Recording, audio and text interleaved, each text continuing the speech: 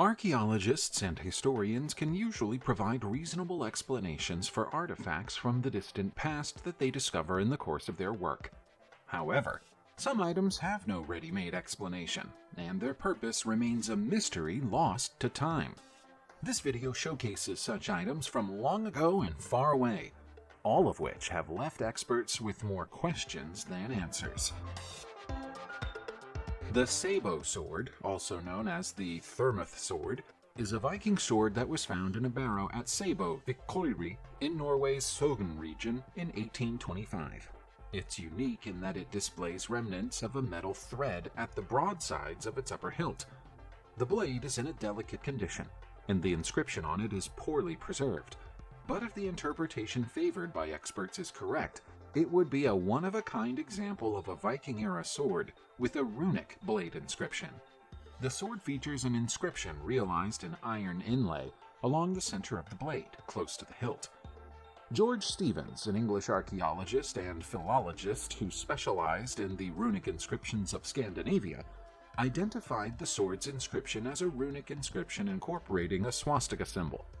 In his book, Handbook of the Old Northern Runic Monuments of Scandinavia and England, Stevens included a drawing of the sword and its inscription comprising 5 runes, or rune-like letters, with a swastika symbol in the middle. Stevens interpreted the swastika as a symbol of Thor, and interpreted the meaning as owned by me, Thermuth.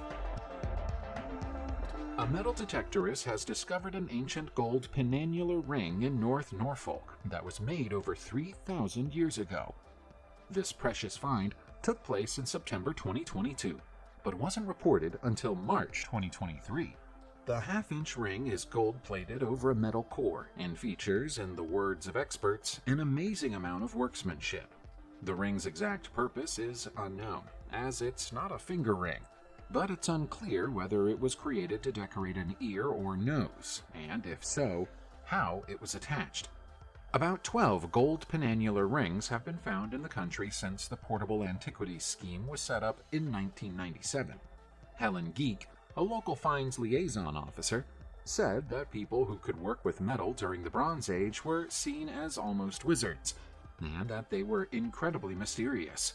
She added that the Bronze Age was the era that produced the first people in the UK to work with metal, and that they used fire to change its nature.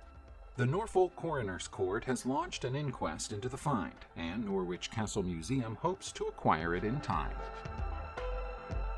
The Wanli Emperor of the Ming Dynasty possessed an enormous world map that was unlike anything in Europe. The map, which was mounted on a 6-panel folding screen, contained over 850 place names, latitude and longitude lines, and minutely scripted legends for each kingdom, island, and continent. Created by an Italian Jesuit missionary and Chinese geographer, the map depicted the world as 20 times more expansive than the emperor had ever imagined, and it had the title Comprehensive Chart of the Myriad Lands Upon the Foundation of the Earth. However, it's suspected that the map was altered at some point in history. One key feature of the map, the legend that reads, "Between the 15th and 42nd parallels," was erased and replaced with ocean patterns. It is unclear whether this was done recently or long ago, but it is clear that the alteration provides evidence that China's current claim to the Spratly Islands in the South China Sea is not indisputable. The original map clearly documents that in 1608, Ming sovereignty extended only as far south as the Paracel Islands, which are hundreds of miles from the Spratlys. The alteration may be an attempt to support China's modern fiction of historical primacy in the South China Sea. A historic object associated with the Catholic Church has been found buried in the ground in the Lubekczał Forest District of Poland in March 2023. The object is a monstrance, which is used for the exposition and adoration of the Blessed Sacrament. Researchers from the Krakow Museum in Lubekczał are trying to determine its history and, hopefully, discover the temple it was once part of. The origin of the monstrance remains a mystery, and the researchers have appealed for help in determining the fate of the find. The unusual artifact was discovered by Claudius Kotulak, who was conducting a planned search for ancient monuments in the area in cooperation with the Podkarpacki Voivodeship Conservator of Monuments. The monstrance was broken into 3 parts and hidden on purpose, but once it was discovered, local authorities agreed that a full excavation of the artifact would be appropriate. That process revealed the monstrance to be made of gilded and silvered brass. Preliminary examination indicates that the artifact comes from the 19th century, which is relatively recent history. Why would something so recent be buried? And where did it come from?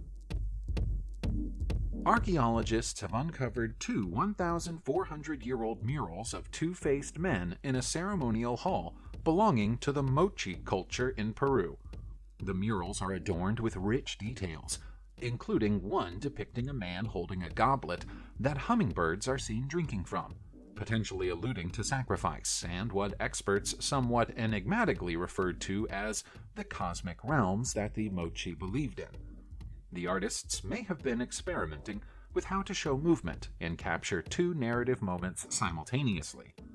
The murals were created between the years 550 and 800, when the Moche civilization flourished in coastal areas of Peru. The Moche built temples, engaged in human sacrifice, and created fine works of art, including a famous pair of ceramic goblets shaped like human heads. The 2-faced men may represent deities, but this is uncertain, as they appear entirely human, except for the fact that each has 2 faces. The location of the discovery, which happened in March 2023, is Panamarca, an architectural complex located in Peru's lower Nipeña Valley. Archaeologists have been studying it for over 60 years, but despite those decades of study, much of the site remains unexcavated. The possible discovery of a bronze Buddha statue in northwestern Australia could provide evidence of early Chinese exploration and settlement of the region, according to 2 filmmakers who claim to have unearthed the object. Leon Deschamps and Shane Thompson discovered the small, heavy statue while using metal detectors to search for objects left by French explorers in the early 1800s. The filmmakers believe the statue could date back to the Ming Dynasty, which lasted from 1368 to 1644, and provide evidence of Chinese exploration of Australia more than 600 years ago, although this claim is hotly debated by experts. Some scholars have suggested that the statue could have been brought to Australia by Chinese pearlers in the late 1800s or early 1900s. The discovery of the bronze Buddha could also provide new insights into the Ming-era treasure fleets, which explored the world for minerals and other resources. According to former Chinese President Hu Jintao, these expeditions traveled to Australia in the early 15th century, more than 3 centuries before Captain Cook arrived in the region. Despite being a controversial topic, proponents of the theory have long sought a smoking gun to prove the Chinese visited Australia centuries before European explorers. Maybe this is it. Apopka in Florida, USA, is a small city in Orange County that generally doesn't get much attention from archaeologists. That changed dramatically in 2005, when workers dug up a broken water pipe in the city's Highland Manor. To their great surprise, they found 3 sculptures of topless women wearing headdresses and jewelry and carrying earthen pots. The sculptures are large and heavy, each weighing several hundred pounds.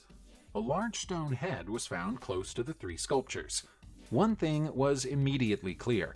The statues are not Floridian or even American in origin. The statues were taken to the city's museum, which moved them into its backyard because it didn't know what else to do with them.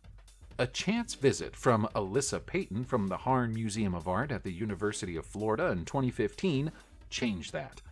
She immediately noticed that the sculptures were made of volcanic rock and probably came to America from East Java. She also believes them to be more than 1,000 years old. The Apopka City Museum was glad of the help and donated the statues to the Harn Museum so they could be better displayed.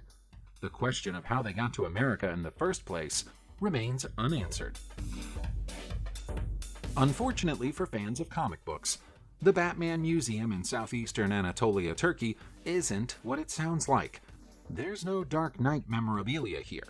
However, it's still worth a visit if you're in the area, not least because it contains the oldest board game in the world. Staff at the museum call the game Dogs and Pigs, but that's just a nickname based on what some of the pieces look like. We have no idea what the people who played the game called it, and even less idea about how it might have been played. What we do know, though, is that the handcrafted pieces on this beautiful board were created 5,000 years ago. That makes the game older than Go, which was played in China thousands of years ago, and Senet, which is an Egyptian board game of a similar age. The board and pieces were found in an archaeological site in the southeastern Turkish province of Sirt. It's the only Dogs and Pigs board that's ever been found, so the game may not have been widespread. The various pieces make it look like the game would be fun to play, but without the rules, we're a little bit stuck. To say that the Cascajal block is a bone of contention for archaeologists and scientists would be putting things mildly. To its supporters, it's evidence that the Olmec civilization devised the first form of writing in the Americas. To its detractors, it's a more modern forgery, and there's little chance that the two sides will ever agree. The circumstances of its discovery don't help. Rather than being dug up by archaeologists, it was found in a pile of debris in Veracruz, Mexico, by road builders in 1990. The clay figurines and ceramics found around it have been dated to around 1000 BCE, and so it's assumed that the Cascajal block, with its complex system of glyphs, is from the same historical era. If so, that would predate the written language of the Zapotec by around 400 years. Some of the symbols appear to represent animals and birds, but others are abstract and impossible to decode. The arrangement of the symbols in haphazard rows is inconsistent with other Mesoamerican systems of writing, so it may be that each symbol is an independent piece of information. The repetition of certain symbols, though, might indicate a repeated letter or word. Maybe one day we'll decode it. The Aldrobrandini Taz, also known as the Silver Caesars, aren't anywhere near as old as some of the mysteries we've looked at during this video, but they're every bit as enigmatic. The 12 silver gilt branding cups aren't just incredible examples of Renaissance metalwork. They're the most accomplished feat of 16th century goldsmith work in the world. Each of the pieces consists of a bowl, a step, and in the center of the bowl, a figurine of one of the Roman emperors described in the book The 12 Caesars by the ancient Roman writer Suetonius. Inside each bowl are a further 4 reliefs in which important scenes from the lives of those rulers are depicted. There's a very slight difference in styles between some of the pieces, which implies the work may have been started by one artist and continued by another. The reason they're so mysterious is that we don't know who made them. For such incredible work, we'd expect a historical record, or at least an artist's signature on the work, but there's nothing, and little written history to go on. They first appear in the inventory of Cardinal Pietro Aldrobrandini in 1603, hence the collection's name, but he wasn't the artist, and they're likely to be much older than that. Archaeologists are used to finding animal-shaped pots and vases inside ancient Chinese tombs. But this swan-shaped pot came with a riddle that experts are yet to get to the bottom of. The previously undisturbed pot contains a 2,000-year-old liquid, and we currently have no idea what the fluid is. The discovery arrived almost by accident. It came when construction workers in Sanmekshia in the Henan province came across a previously unknown grave and called in the experts to take a closer look. Along with the swan pot, they also found a bronze helmet, an iron sword, and a jade ceremonial sword. So this was likely the final resting place of a soldier or warrior. The pot, though, is somewhat incongruous with the rest of the discoveries.